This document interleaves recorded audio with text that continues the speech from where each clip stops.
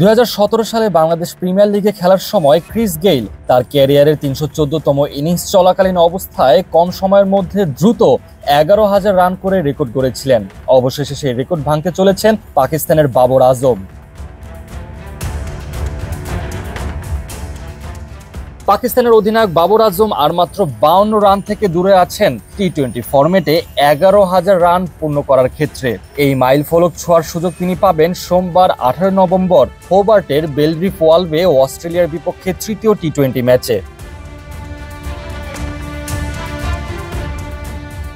11,000 run পূর্ণ করলে বাবর হবেন এই মাইল ফলক স্পর্শ করা বিশ্বের মাত্র 11তম ব্যাটসম্যান।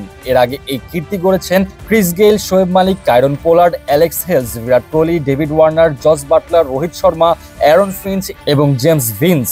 বাবরের অসাধারণ ধারাবাহিকতা তাকে টি-20 ফরম্যাটের অন্যতম সেরা ব্যাটসম্যান হিসেবে প্রতিষ্ঠিত করেছে।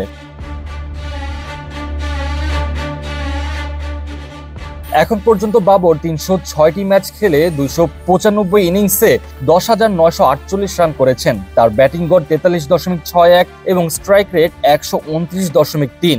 টি-20 ফরম্যাটে বাবর এর আগে দ্রুত সময়ে 7,000, 9,000 এবং 10,000 রান করার কীর্তি গড়েছেন।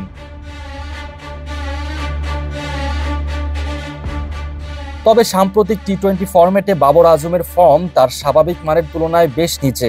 চলমান অস্ট্রেলিয়া সিরিজেও তিনি নিজেকে খুঁজে পেতে লড়াই করছেন। ব্রিসবেনের গ্যাবায় অনুষ্ঠিত প্রথম টি-20 ম্যাচে মাত্র 3 রান করে নাথান এলিসের শিকার হন বাবর। সেই ম্যাচে পাকিস্তান 29 রানে পরাজিত হয় এবং সিরিজে 1-0 ব্যবধানে পিছিয়ে পড়ে।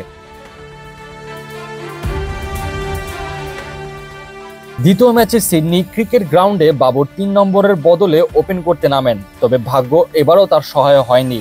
এক্সাভিয়ার বাটলেটের বলে মাত্র 3 রান করেই আউট হন। পাকিস্তান এই ম্যাচেও 13 রানে পরাজিত হয়, যার ফলে সিরিজ হাতছাড়া হয়েছে।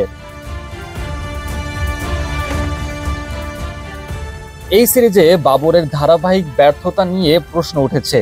তার ব্যাটিং অর্ডারের পরিবর্তন করা হলেও তাতেও কোনো কাজ হয়নি। তবুও বাবর আজমের মতো বিশ্বমানের ব্যাটসম্যান বড় মঞ্চে ঘুরে দাঁড়ানোর ক্ষমতা রাখে। তৃতীয় ও শেষ ম্যাচে তার সামনে 11,000 রান পূর্ণ করার পাশাপাশি নিজের ফর্মে ফিরে আসার গুরুত্বপূর্ণ সুযোগ রয়েছে।